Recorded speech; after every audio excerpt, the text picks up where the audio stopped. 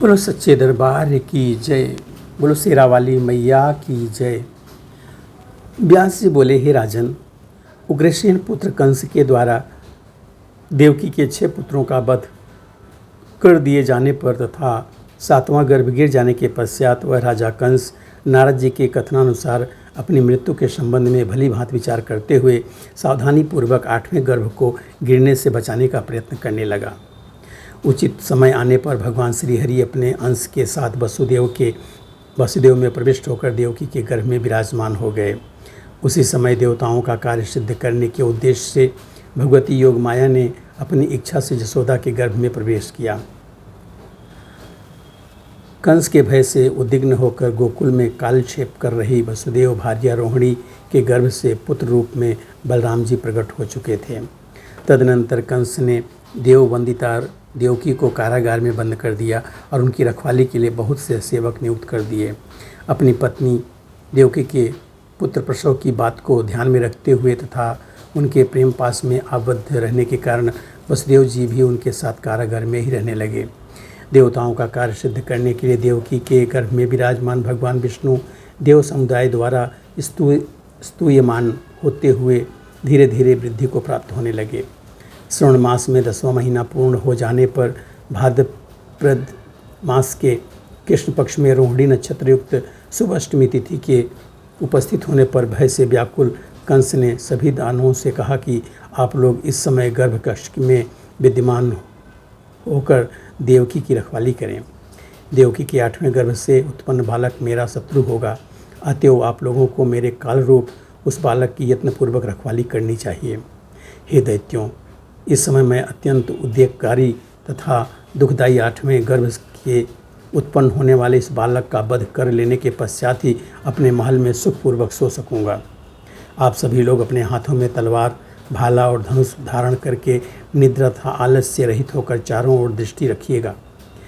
व्यास जी बोले, उन दैत्यों को इस प्रकार आज्ञा देकर भयाकुल वह चिंता के कारण अति दुर्बल दानव कंस तत्काल अपने महल में चला गया, किंतु वहाँ भी वह सुख की नींद नहीं सो पा रहा था। तत्पश्चात मध्यरात्रि में देवकी ने वसुदेव से कहा, महाराज, मेरे प्रसव का समय आ गया है, अब मैं क्या करूं?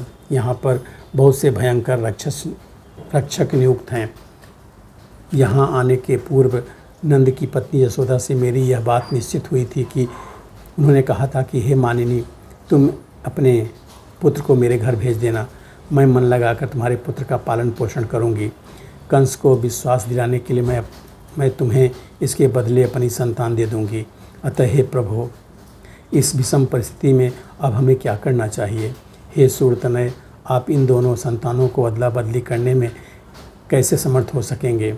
हे कांत, आप अपना मुख फेर कर मुझसे दूर होकर बैठिए, क्योंकि दुस्तर लज्जा के कारण मैं संकोच में पड़ रही हूँ। हे स्वामिन, इसके अतिरिक्त यहाँ कुछ विशेष कर ही क्या सकती हूँ? देवतुल्य महाभाग वसुदेव से ऐसा कहकर देवकी ने उसी अर्धरात्रि की शुभ बेला में एक परम अद्भुत बालक को जन्म दिया। उस सुंदर बालक को देखकर देवकी को महान आश्चर्य हुआ। पुत्र प्राप्ति के कारण हर्षातिरेक से प्रफुल्लित अंग प्रत्यंगों वाली महाभागा देवकी ने पति से कहा, हे कांत, अपने पुत्र का मुख तो देख लीजिए, क्योंकि हे प्रभु, इसका दर्शन आपके लिए फिर सर्वथा दुर्लभ हो जाएगा। काल रूपी मेरा भाई कंस आज ही उसका वध कर डालेगा, तब ठीक है। ऐसा कहकर वसुदेव जी उस पुत्र को अपने हाथों में लेकर अद्भुत कर्मशाली अपने उस पुत्र का मुख निहारने लगे। तत्पश्चात अपने पुत्र का मुख देखकर वसुदेव जी इस चिंता से आकुल हो गए कि मैं कौन सा उपाय करूं जिससे इस बालक के लिए मुझे विषाद ना हो। वसुदेव जी इस प्रकार के चिंतामग्न होने पर उन्हें संबोधित करके आकाश में स्पष्ट शब्दों में आकाशवाणी हुई, हे वासुदेव, तुम इस बालक को लेकर तत्काल गोकुल पहुँचा दो।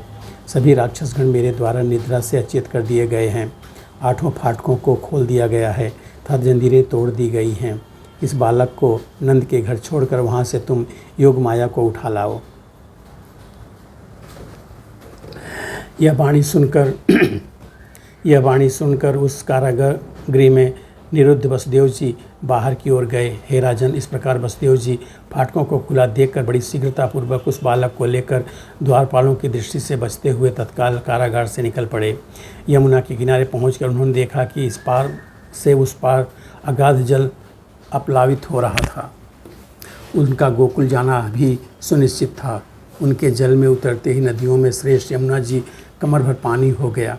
योग माया के प्रभाव से वसुदेव जी ने सहजतापूर्वक यमुना जी को पार कर लिया और वे उस आधी रात में सुनसान मार्ग पर चलते हुए गोकुल में पहुंचकर नंद के द्वार पर विपुल गौ संपदा देखते हुए वहां स्थिर हो गए। उसी समय योग माया के अंश से जायमान दिव्य रूपमयी त्रिगुणात्मिका भगवती ने यशोदा के गर्भ से अवतार लिया था। तदनंतर शैलेंद्री का रूप धारण करके स्वयं भगवती ने उत्पन्न उस अलौकिक बालिका को अपने करकमल में ग्रहण करके वहाँ जाकर वसुदेव जी को दे दिया। वसुदेव जी ने अपने पुत्र को देवी रूपा शैलेंद्री के करकमल में रखकर योग माया स्वरूपा उस बालिका को लेकर प्रसन्नतापूर्वक वहाँ से तत्काल चल पड़े। कारागार में पहुंचकर उन्होंने देवकी की सैया पर बालिका को लिटा दिया और भय तथा चिंता से युक्त होकर वे पास ही में एक ओर जाकर बैठ गए। इतने में कन्या ने उच्च स्वर में रोना आरंभ कर दिया। तब प्रसव काल को सूचित करने के लिए नियुक्त कंस के सेवकगण रात में रोने की वह ध्वनि सुनकर जाग पड़े। आनंद से विह्वल वह सेवक तत्काल उसी समय जाकर राजा से बोले, हे महामते, देवकी का पुत्र उत्पन्न हो गया है, आप शीघ्र चलिए। उनका यह वचन सुनते ही भोजपति कंस तत्काल जा पहुंचा और वहां पर दरवाज़ा खुला हुआ देखकर कंस ने वसुदेव को बुलवाया। कंस बोला, हे महामति संपन्न वासुदेव, देवकी के पुत्र को यहाँ ले आओ। देवकी का 8वां गर्भ मेरी मृत्यु है, अतः मैं उस विष्णु रूप अपने शत्रु का वध करूँगा।